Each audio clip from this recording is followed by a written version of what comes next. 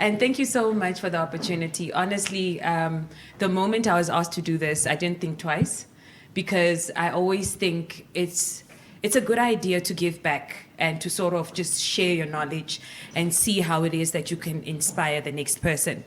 I hope each and every one of you guys are actually as excited as I am and as willing to learn from one another as I am willing to learn from you. As much as I'm standing here sharing my story, I'm also willing to learn from you guys in terms of you guys are the new folk that are coming in. So maybe you guys have got new ways to sort of, present that I can learn from, which is something that I'm willing to actually take in. So I did prepare for this, and I thought before getting into the presenters' hacks that I've learned along the years, just to tell you guys a brief story about who I am, where I'm coming from. You don't have to be born with a silver spoon in your mouth for you to become somebody. I'm basically a girl that was born in Oshakati. I grew up in Bloemfontein, South Africa. And I came back the first year of varsity. I basically started my varsity here at UNAM. And I know that was backside. Usually people stay here for school and then go to varsity on the other end, but mine was vice versa. So coming to UNAM, I was that child that did not have friends because first year, who do you know? When you guys were first years, you guys knew people that you went to school with, that you're coming to school to varsity with, right? So I was that person that was just there learning everything, readjusting to be back in Namibia and so on. And my first year, I saw myself thinking, you know what? Initially wanted to do architecture. And UNAM at that point didn't have architecture. So just as, you always have that plan B. I had applied to be, to basically finish off in comms as well as industrial psych. And because that already took me out of my element in terms of what it is that I envisioned for myself, I figured I always liked and I was passionate about being in front of the camera, being in front of people, being behind a mic. And with that, it was always told to me growing up that that's just a hobby. That can't be your job. And I'm just like, And with my parents telling me this, I was like, okay, my real job needs to be architecture and my passion or my hobby can be everything else. So growing up in SA, I would literally be that girl that is recording, listening to Metro FM all the time, all the damn time, recording myself, speaking over music, pretending I'm a radio presenter. So first year, since already by default, I'm doing something that I did not envision myself doing. I'm now going to be doing communications and industrial psych. I figured I'm going to try my luck and go to UNAM Radio. Get the job, I start working there, and I would always listen to this guy, Tafanji. I'm thinking one day I'm going to be there, one day. And I think it took me a year. I went there and I was like, this is what I want. I think this is what I can bring to the table. And I'm telling you guys, never, ever allow people to tell you that you're full of yourself. Because if you're not full of yourself, who will be? I was so confident with myself that I was like, your brand needs me. You need me. You're not cocky. You just need to be confident. So going there, I brought something to the table, which they figured, okay, fine. She seems promising. Let's try her out. Got into radio. Already I was in radio, but this is a different ball game. So being there, I'm learning from the big dogs. And one day Tafanji came to me and said, look, I have to host the Namas. And I need I need a co-host. I'm thinking, Tafanji, I have never hosted anything in my life. He's like, so you're with me. We talk all the time. We've got synergy. And when it comes to co-hosting, you need to have that rapport with the person that you are presenting with. And I was just like, okay, let's do this. Imagine my first host gig was the Namas, which is something that people literally build up to. I started there. And I started with him. Tafanji was, at that time, I think it was like, he's just breathing. Because he does it so effortlessly, and I'm just like taking it all in. And once you are at a platform, never never ever think you're too big to learn. I took in so much from what Tafanji was giving me that I think that as much as it was my first gig, it was one of the best namas. Yes, fine. I mean, I'm talking about a gig that we did together and saying it's the best namas. Yes, but honestly, there weren't so many faults there at all. We really, really, really did a good job. And by that, me saying that would also be equivalent to the amount of gigs I got after that. That's when my brand started growing. Because from the Namas, everybody wanted a piece of me. And something that I learned from somebody like Tafanji was, you don't need to be everywhere. What is your brand? Align your brand with who you are. You're not the type of person to be going to stand at a stadium, for example. That's not who you are. Choose your path and master that. And that's how I started being the corporate girl I am. So besides the fact that I'm on radio, I'm still learning. I'm still having the backup of my education system. So I'm still at UNAM, I'm still passing. The work that I'm doing was still just a hobby because I had to tell my parents, look, I'm going to pass, but I'm also going to do this because I love this. Continued with that.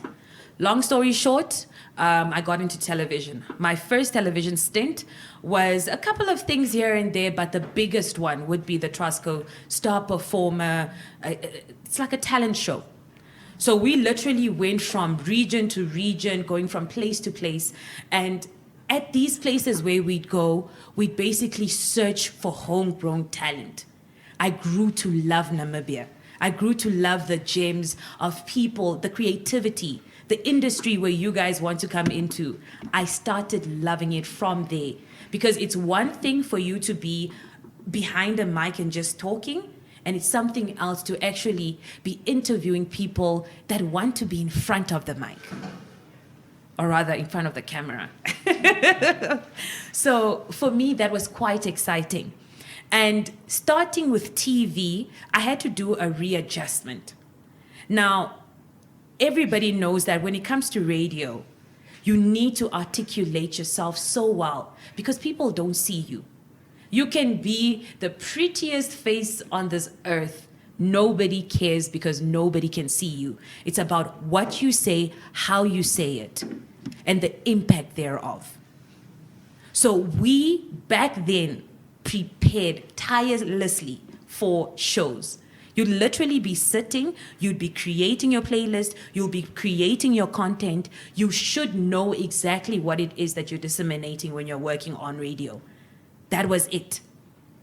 So coming into television, yes, you articulate yourself well, you speak well, but at the end of the day, what else you bring to the table? There are a lot of pretty faces as well on TV. How do you set yourself apart from that?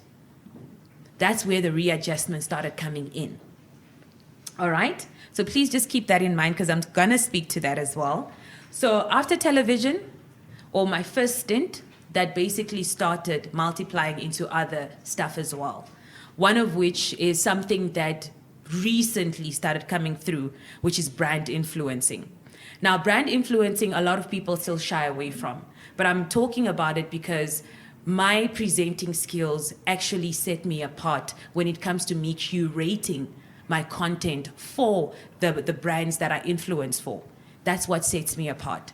The most lucrative deal that I'm working with now is Soft and Free. Now, initially, during COVID, obviously everybody was in a slump. We're thinking, look, the gigs are done, even TV slow, we are not essential services, we are not working, we're literally just at home. Fine. I took that opportunity to be in people's DMs and emails. And by people, I mean brands, you name it, the Nikes, the what. There was nothing beneath me. Moe, Viv, what, I was there. I'll just type you an email and say, look, this is who I am. I'm from Namibia. I even have a website. On my website, I've got all facets of my life. Please, I want to work with your brand. Tell me if you're interested. If you are, I'm going to come up with a proposal. A lot of people will say no. God willing, somebody will say yes. And some did. I've got something with Epimax, and I have now something with Soft and Free. So Soft and Free, when they came here to meet me, they were meeting a possible influencer, right? When we sat down, because of my communication skills, I'm talking to them in terms of me pushing them taking me as an influencer. But in that communication, I started picking up that they wanted so much more, or rather they needed so much more for their campaign. And one of the stuff that they needed was basically just a person that could do the running around in sort of like a consultancy type of way, right? And I was like, okay, what do you guys need?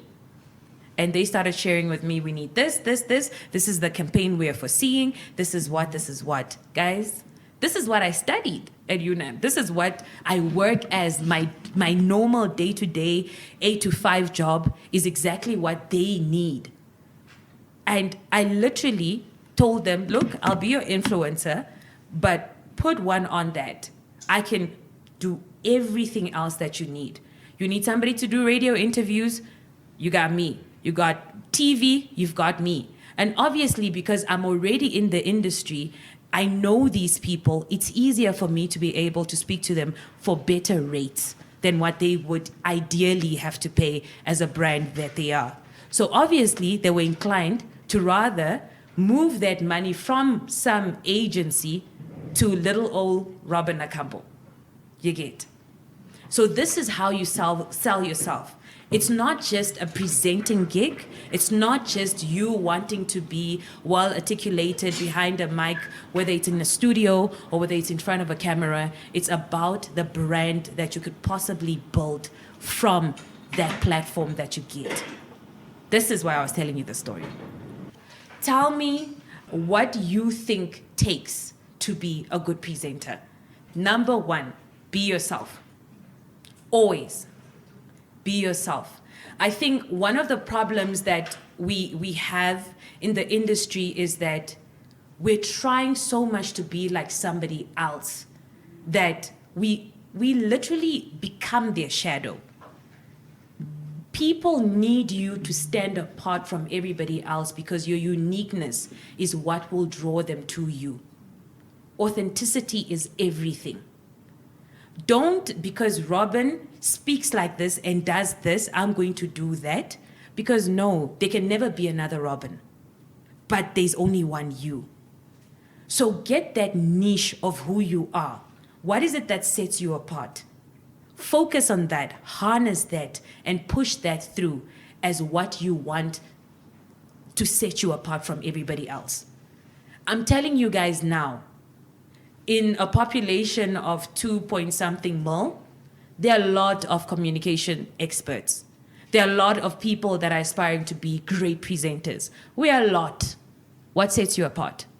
So be yourself. That is the main thing. Number 2, love what you do. There is no way you're going to succeed in this industry if you're going to drag yourself out of bed. I'm telling you guys right now, my days, I hardly have rest days. 8 to 5, a communications practitioner at GIPF. I don't have time on my hands during the week. So weekends, I basically work on my other stuff. Whether it's the influencing, whether it's being a master of ceremony. There's nights where I'll need to finish my day-to-day job and then get ready for a gig which will finish at midnight. I can't drag myself out of bed for that one because the energy that they're paying me for needs to be there. Because you don't know who's in that room. So if I'm going there and I'm tired and I'm not going to get a gig tomorrow. But if I go there and I'm enthusiastic and I'm passionate, that person can refer me to somebody else. And that can cause a ripple effect. So love what you do. Once you love what you do, you will never be pushing yourself to do anything but want to be better than yourself. Now, coming through at number 3, make eye contact. Now, that is something that a lot of people think it's, but you can just look at something there at the back. No, make eye contact. Because once you look at people, even if it just means I'm just looking at you or I'm just looking at you, make that connection with people so that they feel like you're talking directly with them and not at them. There's a difference. Once I talk at you, you're not inclined to listen to me. Because, but that girl, she thinks she's, man, on those levels, she's speaking like this. I want to speak to you like this. This is why I look at you in the eye, so that we create that connection. And then coming through at number 4, be well articulated. Now, being well articulated is not having that rah-rah. It's not. For some of us, it comes a little bit naturally to have that rah-rah because of where I went to school at a different place where we were being taught in rah-rah, and I have that accent. No, really, people used to tease me when I came here because they were just like, but why does she talk like that? I didn't go to school here. I didn't. I was molded differently from foundation. So don't think because Robyn is doing so well and she speaks rah-rah, I must also rah-rah. No. Well articulated basically just means that know what you're saying and speak well to it. There are certain words we won't be able to say, but preparation is what then will set you apart. Same as when you're doing a gig, for example, and there are a list of names that need to be shared. Don't go there and think, you know what? Wait, bring the list, I'll just read it here. You're going to butcher people's names and they're not going to appreciate it. So always be prepared. So by being well articulated, basically does not mean you need to know how to speak the best English. And also one thing, being the best English speaker does not make you the smartest person. And a lot of times we think like that. That guy doesn't even know how to speak English. He's not smart. He's very stupid. No. Matter of fact, he might be the smartest guy in the room. So never base your articulation or your education level on how well you speak English or how well you rah-rah. It's got nothing to do with that. Preparation is key. So moving on, I did touch on this one already, which is talk to your audience, or rather with and not at them. And then just some characteristics that I'd like to share with you guys. There are 4. Number 1, passion. Be passionate about what you do. This industry is multifaceted, and I'm telling you guys, once you get into it and once you master it, you're going to love it. So always find engagements like these. Always find something to learn from. This year, at the beginning of the year, I told myself, I will learn something every day. And every day I write down what I learn through all the engagements. Whether I'm with Baba, who's my little mini me, or whether I'm with my CEO, I need to learn something from the engagements that I'm going to be having from those people, because there's always something to take out. And those soft stories that you take out from there are soft stories that you can also incorporate in your day-to-day presenting. So for me, a person like me who has a show on Water Lifestyle on NBC right before the news every Saturday, when I speak, I need to speak to things that I feel, that I understand. When I'm going to go do a gig, I need to be able to share a story which is not a quote. Yes, quotes can also be a part of it, but the more impactful stories are stories where you're talking from the heart. But those stories from the heart, you don't get in textbooks. You get in normal day-to-day engagements. So never mind. Don't ever be that person to say, what am I going to learn from Tafanji? I've learned enough. What am I going to learn from Sarah? What? No. You can learn so much. And you can always use that to your advantage. Moving on, drive. Number 2, that is the drive. You need to constantly drive yourself to be the better version of who you were yesterday. Never compete. Aspire to be flippin' Bonang.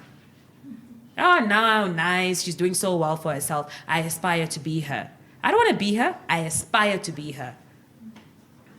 So never compete with people, because once you start competing with them, you're going to pick up so many things that are wrong with you that you start dwelling on that you start eating, like that starts eating you up from within, and you'll never be good enough.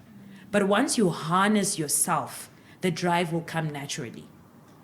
Authenticity, like I said earlier on. So these are now the 4 core things that I want you guys to walk out of this place with as I walk off the stage. Authenticity, please be yourselves. Find your niche, harness that, push it forward. We don't want other Robyn Nakambos, we want you. And then last but not least, perseverance and determination. Never give up. I never gave up. If I gave up, I wouldn't have shared a stage with Tafanji. I wouldn't even have had the opportunity to work with him at Energy. If I gave up, I wouldn't have been the first Namibian ambassador for Epimax or for Soften Free. I wouldn't have been that. Don't play small. The world is your oyster, so push on. I'm glad you guys took the first step of being here. I would have taken the step of being here as well if I wasn't talking with you guys right now. I would actually be also taking notes and learning, because you are never too old to learn, regardless of how long you've been in an industry.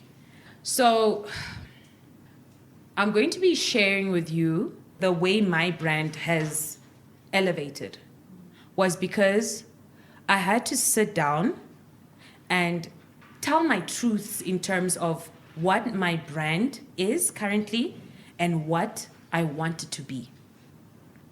So there's the self, and then there's that ideal self.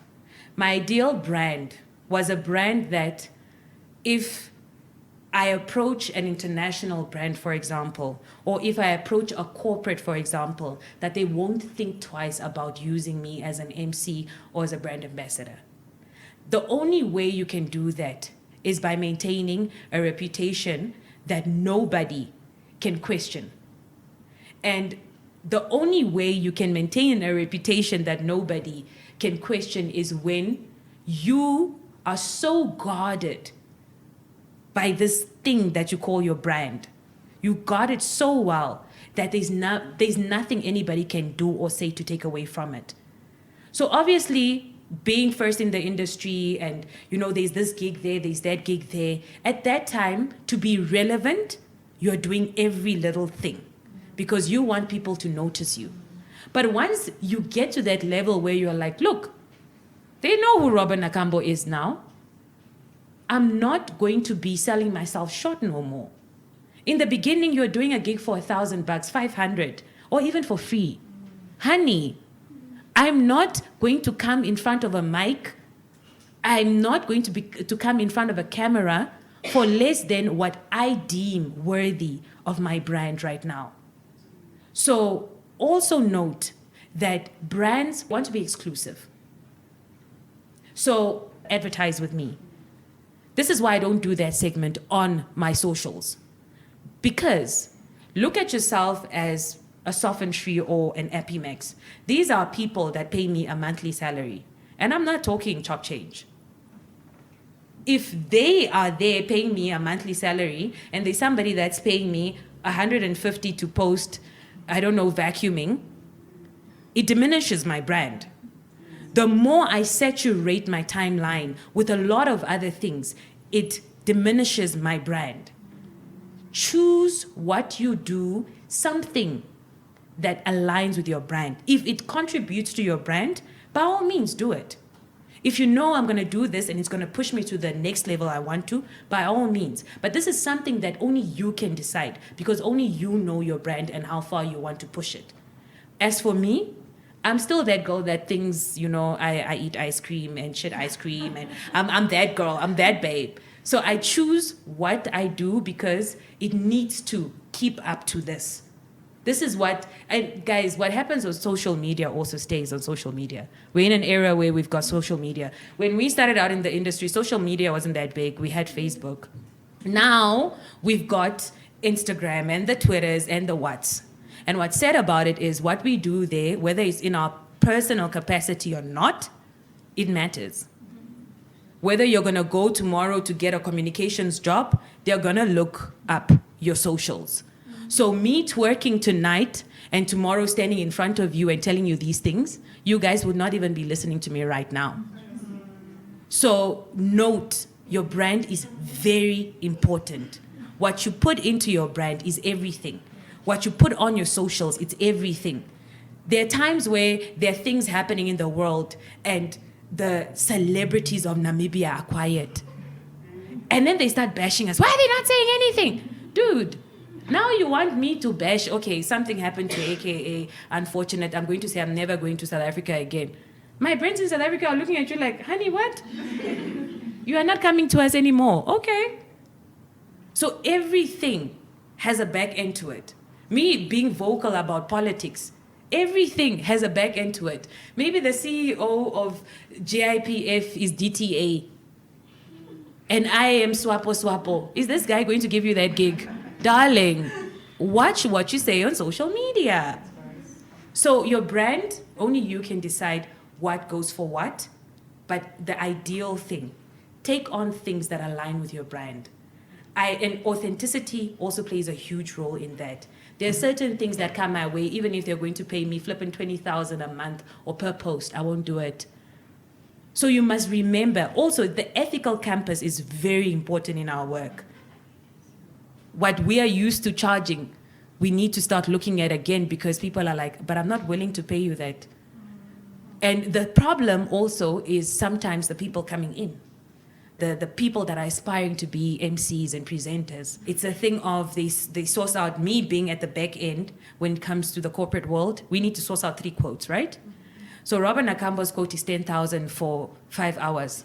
Then you have Sarah, who is 1.5. You need to justify why you want Robyn Nakambo. If Robyn Nakambo's track record doesn't speak to her price, then they're going to take Sarah. And tomorrow, when Sarah messes up and they're looking for somebody else, they will still approach Robyn Nakambo and say, look, Robyn, Sarah is willing to pay 1.5, bro. Are you coming down? My answer to that? No. Take Sarah. Because that is not even my full tank. So just know your worth. But yeah, our industry at this point in time, I will not be able to maintain my lifestyle if I have to cut off GIPF. I won't be able to maintain it, to be very honest. So multiple streams of income. So if you're getting into this, note that in order for you to live a very comfortable life, you need to be doing a lot. And you'll see that with Helena, you'll see it with myself, you'll see it with him, you'll see it with him. None of us are only doing one thing. But because we are passionate about this, we still do it with our heart. And that's where passion comes in.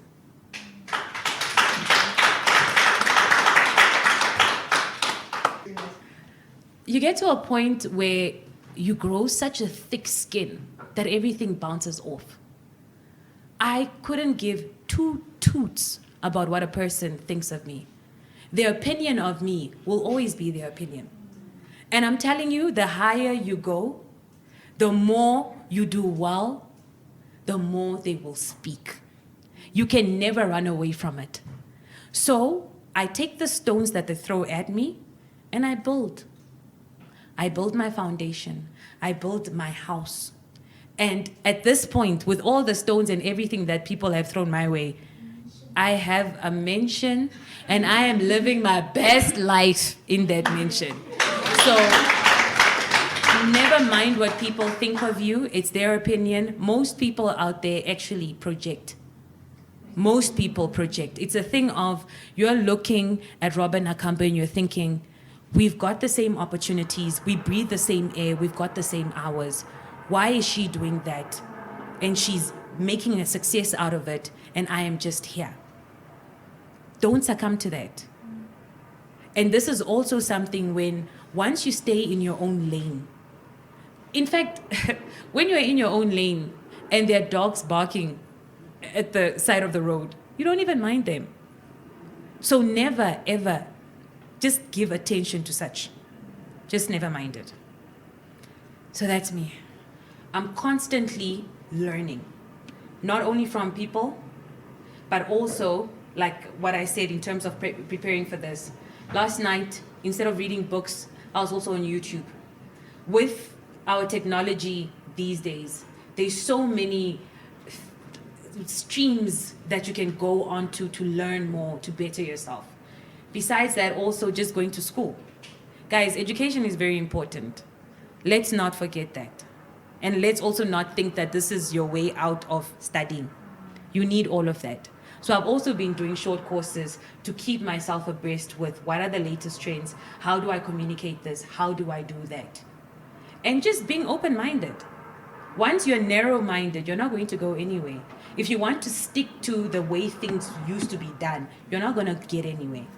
So one thing that COVID taught me, and this is something I just decided to do, was when COVID hit and everybody else was at home feeling sorry for themselves, I was busy trying to see how it is that I could elevate my brand.